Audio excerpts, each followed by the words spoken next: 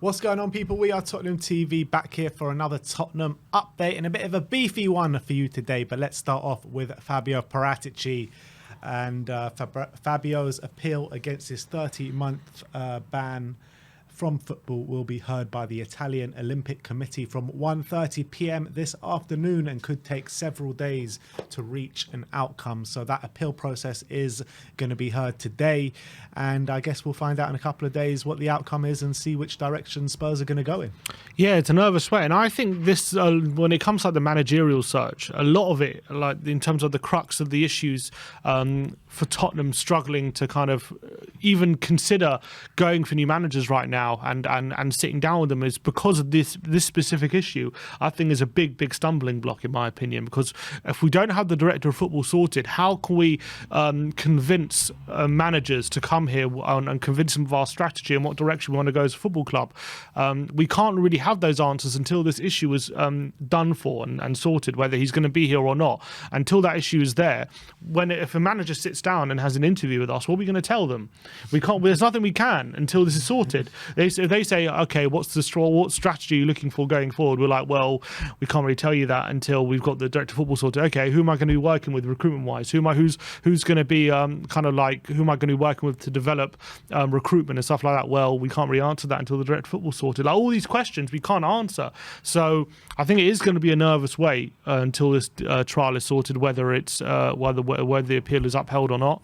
And we'll have to wait and see what happens, really. But I can't really see it being upheld. I mean, it feels like we're just waiting for an answer which we know is coming, basically. Essentially, but like I can't see us appointing a manager until this is sorted. Yeah, essentially. That's definitely the facts of the matter. But it's not going to stop us talking about the rumoured managers. I'm sure. No, well, yeah, we can I think in terms of internally, I'm sure the club can discuss managers and stuff. But how can we take a manager to interview and stuff like that until it's sorted? We can't. But I'm sure in terms of discussions, I'm sure those are being had. Yeah, and let's talk about those discussions. And first of all, Vincent Kompany, which we've spoken about a lot in the last couple of days. Ali Gold says that Spurs have definitely considered Vincent Kompany. Simon Davies, who works at the club as head of coaching methodology, knows Kompany well from their time together at City and Anderlecht, and he would be pushing the merits of Kompany onto the board. Interesting, yeah. And there was also rumours that Burnley might offer Kompany a new contract to kind of stave off I think we the spoke about advances it yesterday, didn't we? So if they do that, it's a clever move, probably, because I think there's going to be a lot of interest in him. Interesting, that guy, because that means not only will he know Kompany will know him. So maybe that relationship could be the benefit. As well. Yeah, true. So maybe there is something to it. But but again, I can't see him. He's definitely not going to jump ship now. If it's going to happen, it's going to happen at the end of the season, and we're going to have to have things in place. I've really like Kompany. I like the direction he's taken Burnley in, and it's very impressive. I would kind of like to see him in the Premier League first, just to see how he would fare. But you kind of won't get that luxury because we'll have to have a manager by then. So if we're going to have to get him, we'll have to get him now really. And until we've got our house in order, we can't look at people like Kompany who are at clubs. I think it's going to be easier maybe to convince a manager without a club, even while we're a mess to come. But while Kompany's got a team like Burnley and he's done really well there, I can't see him just jumping ship. Yeah. And that's the state of affairs. We can't even persuade someone from Burnley to come to Tottenham. But let's move on. Let's talk about Luis Enrique. We brought you the news about Luis Enrique saying that he is about to have a meeting with Tottenham Hotspur. Fabrizio Romano says that Luis Enrique will take his time now before choosing between Tottenham and Chelsea. I mean, does he need too much time to choose? I mean, for me, it feels like he would just fit Chelsea like a glove, Luis Enrique. Yes, I think he would probably fit Chelsea more, especially when it comes to if he wants a player specifically, then they can get that specific player from him without any trouble. You know, they'll just go ahead and buy him without a care in the world, essentially. But you got to remember right now at Chelsea, it's that as much as maybe from a project standpoint, it's probably a better project than Tottenham because of the money going to be there. But you look at the squad now. There's so many players there in that squad. It's like there's a lot of management to be had. you're going to have to get rid of a lot of players, and it's going to have to, whether it be loans or transfers or whatever. There's a lot to do. There's a lot to do at Tottenham as well. But I'm just saying, there's also a lot to do at Chelsea when it comes to who they're going to sell and all these different things. Like we can't. How can they even think about bringing in more players when they've got all these players? They've got 30 different players, first team players. They signed 8 different players in January, and they had a mad summer as well. They signed different players, so maybe it'll be a bit more difficult in terms of managing the squad at Chelsea because of all those players they brought in terms of being in the market. Logic would state that maybe they wouldn't. Bowley is going to be a bit more careful when it comes to signing players this time round than how he has been in the last 2 windows. Yeah, he will be, but I think they've got so much talent there to sift through. I mean, I think it's look, there's a lot of talent there, and it kind of feels like it could be a manager's dream going into Chelsea. I mean, it could be a nightmare or a dream, whichever way you look at it. But in terms of the positive side of it, you're going in there with a bloated squad full of talent. So you're basically choosing from the okay to the good players to the really good players. And I think it's a much easier job going in there than as in going to Tottenham. You've got a lot of average players that you just need to get rid of, and you need to sign players on top of that. Chelsea, I feel you just need to sign a couple and just get rid of surplus to requirements players. Yeah, I wonder what the... But I guess when you're Enrique, I guess the pressure at Chelsea is you have to probably start competing for trophies immediately. He wouldn't have that pressure at Tottenham, but would he put that pressure on himself? That's the question. Think he's got the players to do that at Chelsea straight away. Yeah, straight away, you reckon? Because it's going to take a lot of... I still think it's going to take a lot of moulding, because they still, even at this stage, are just such a mess, like in terms of they don't know who the best players are and all that kind of stuff.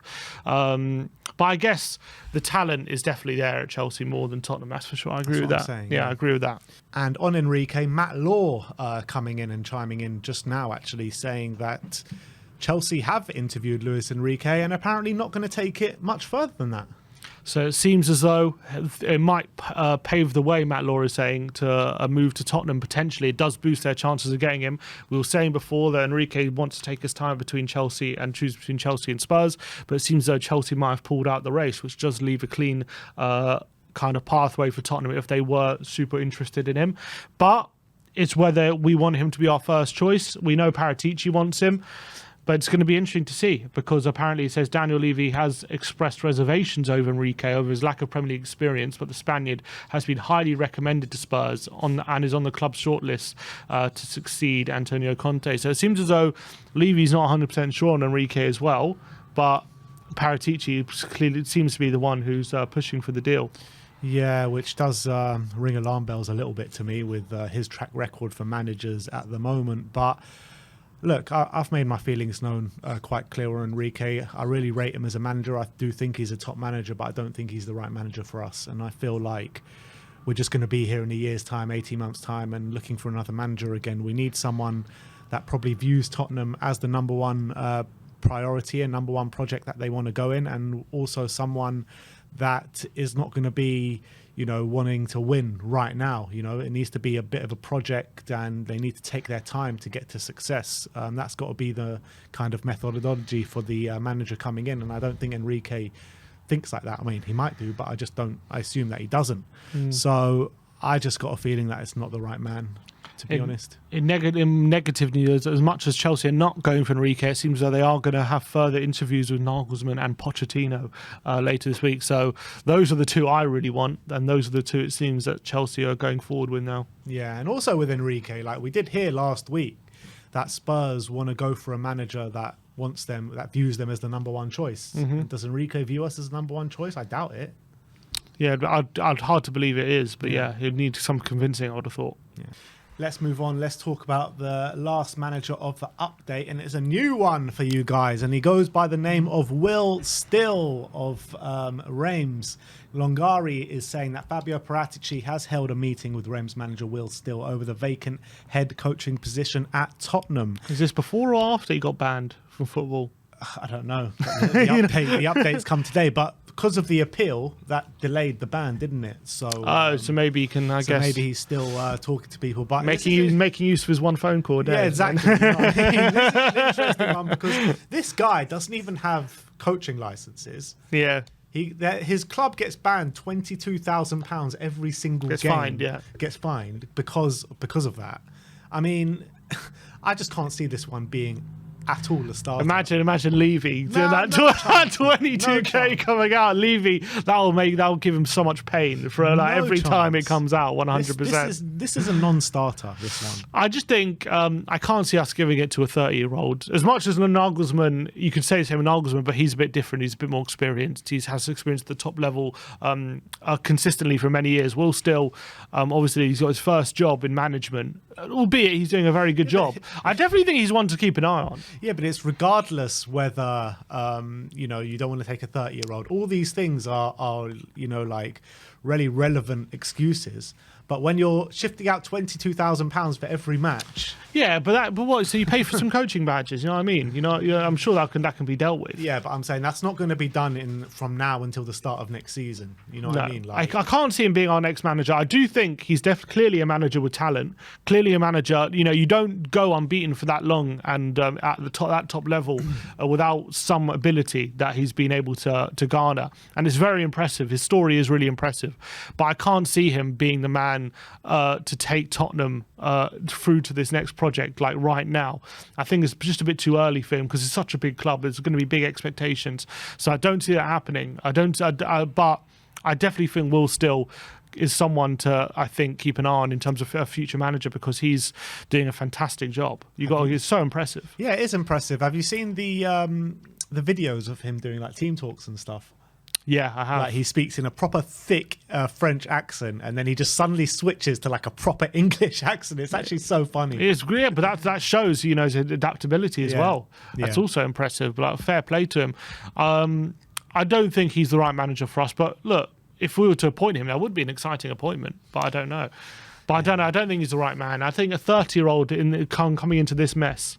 I think you're going to need a bit of experience right now coming into the mess we have. Yeah, completely. Next up, let's talk about Emerson Royale. We've got an injury update for you, and Ali Gold says that Royale could return to action within the next 2 weeks. So that's a positive update from Emerson. Yeah, obviously the season's probably going to be over by then, but if it's not already. But yeah, it'll be good to have him back. I think he was playing really well before he got the injury. Porro has come in and he's had a bit of a mixed time. I think it's fair to say he's had some good games, but he was terrible on the weekend against Bournemouth. I think he's shown probably more going forward than Emerson has in any game in the Spurs shirt. But defensively, I think we also get to see the benefits of having someone like Emerson there when Porro's really struggling from that point of view. But then again, that could improve for Porro, whereas Emerson's had 18 months or to 2 years to improve that offensive ability, and he hasn't been able to do it. Let's be honest, they're both very young players still. Both under 23 years old. Emerson, I think it's actually spot on when Barry keeps saying it, doesn't he? Like, I wish we could just morph the two players. Imagine we had a player with the attacking output of Porro and the defensive capability of Emerson. We're probably looking at one of the best right wing backs in the world. But unfortunately, that's not possible. So I think it's going to be a positive to have Emerson back for the last bits of the season, but we could really do with him in this next week, to be honest, with these big 3 games coming up, because I think it'd be a big plus for us to have Emerson in this Newcastle game, this Man United game and this Liverpool game, but it looks like it's probably going to come a bit too soon for him. Yeah, you'd probably want him in those bigger games when we need to make sure that we're not doing stupid defensive mistakes like we have been the last few games. And I do kind of agree with that. As much as Porro is a good player, like in these bigger games when we know how bad our defence is, it's more valuable, because we know we've got good players in attack anyway, it's more valuable to have that defensive solidity. Yeah. Let's move on. Let's talk about Harry Kane. Ali Gold says no intention from Tottenham of letting Kane go this summer despite his contract situation. Kane is believed to be happy to discuss new terms when the club come to the table. Appointing an exciting manager for the long term will only help their cause. Sky Sports says Harry Kane has no interest in joining Bayern Munich this summer. Le Parisien say Luis Campos has set Harry Kane as PSG's priority signing this summer. What do you make out of all that? I mean, I can't see him going to PSG, and obviously he's not going to go to Bayern. Well, is there not more chance he goes to Bayern than PSG? Yeah, probably. I mean, they're saying there's no interest from Harry Kane to go to Bayern, but I'm saying there's probably no interest to go to PSG either. If he ain't going to go to Bayern, he ain't going to go to PSG. I don't see the point in that. So I think that's a non-starter. Unless he wants to play with Messi. Messi might not be at PSG next season as well. So unless he wants to play with Mbappe, I guess Mbappe and Kane, I can see that link up. I can see that link up. I can. Mbappe, Kane, Neymar. But I don't think as much like you go to PSG because literally all you're competing for really is the Champions League. No one's really interested in the league. You can win the league or not, no one cares basically. Even if you finish second, like you're expected to win the league, but there are seasons where they have finished second, and even then it's like obviously that's a disaster. But like they care more about it. You could finish if you offered them to finish second and win the Champions League, they'll take it. You know what I mean? They would take it, but any time they do finish second, it's seen as like a massive disaster. Like, but it's funny, the two times they have finished second under Emery and Pochettino, they both lasted. They both went into the next season. They didn't get sacked straight away. If you know what I mean? But as soon as they go out the Champions League early, then all of a sudden they get sacked. Yeah. So I mean, they went out the Champions League early those years. They finished second as well. Yeah, no, yes, they did, and they stayed on. That's true.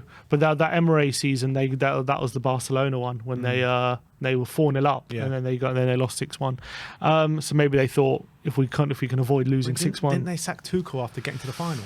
A few months. What was the January after they sacked him after getting to the final? I can't see Kane going there. I don't think it makes sense for him. It's a big one with Kane because. It's just all up in the air. How we go again? It's a bit like the manager. What I was talking about the manager. How can we convince Kane to stay when we don't know who the new manager is, and how can we get a new keys to the kingdom? It's like a domino effect. We can't convince Kane to stay without knowing who the new manager is. We can't convince a manager to come without knowing who the director of football is. So it's like a domino effect. Once it all falls into place, we'll see where it falls at the moment. But I can see as things stand right now. I just can't see why Kane would sign a contract. Yeah, I mean, we just need to offer him an Mbappe style deal and give him a percentage in the club, keys to the kingdom, saying who the manager and the signings are. That's the only way we're convincing him right now, even that is not a definite. But look, I guess it's just a waiting game, like everything else. Berbatov was quoted yesterday saying that if I was Kane, I would probably look to move, but he has Tottenham in his blood, and I believe he's going to stay. That's what he said. Yeah, I heard that.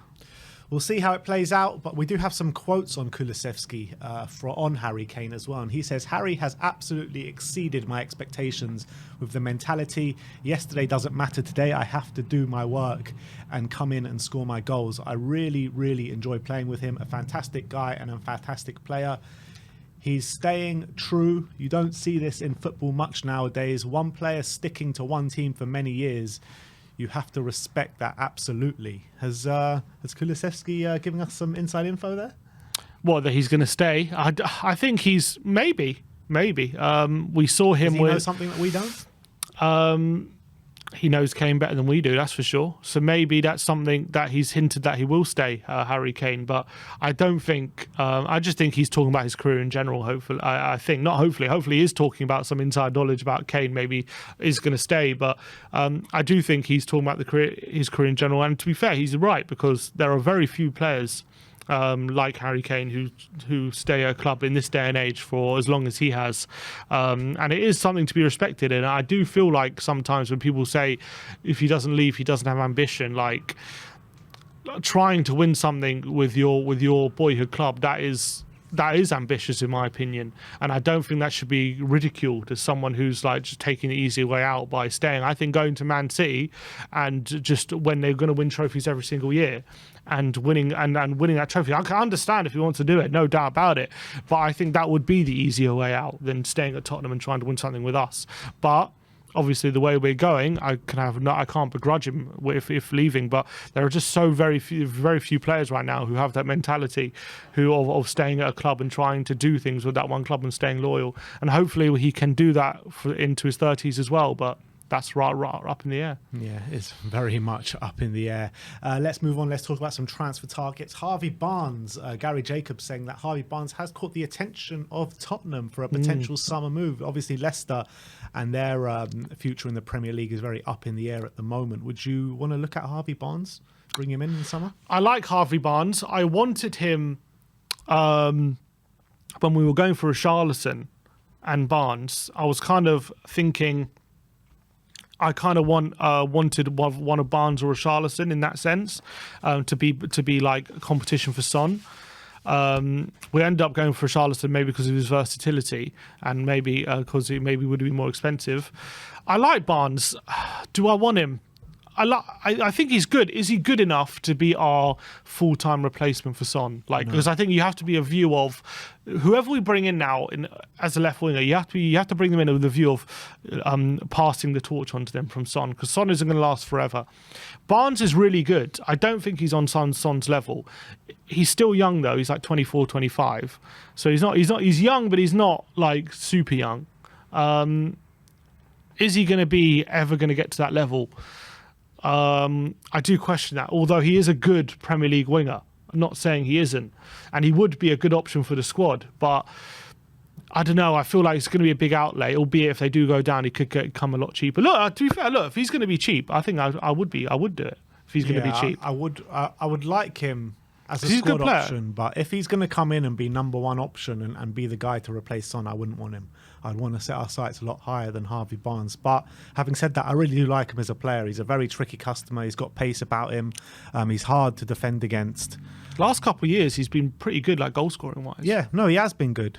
But like I said, he's just, like you said, he's just not on that level of Heung-min Son, and that's what we need to get to, and that's what we need to get back to when we do move on from Sonny. So Harvey Barnes would be a great option for the squad. He'd be like one of the best options that we could probably get in terms of a squad player, but in terms of an out-and-out starter, I just don't think he's that of the required quality. I guess for me it depends on the value. If we can get him on a good deal, I would do it. But if he's going to cost 50+ million and we're going to see him as like Son's successor, then I think maybe it's worth passing on. Yeah. Let's move on. Well, I was just checking actually when his contract is up, Harvey Barnes. It's 2025, so he's still got a couple of years left. Yeah.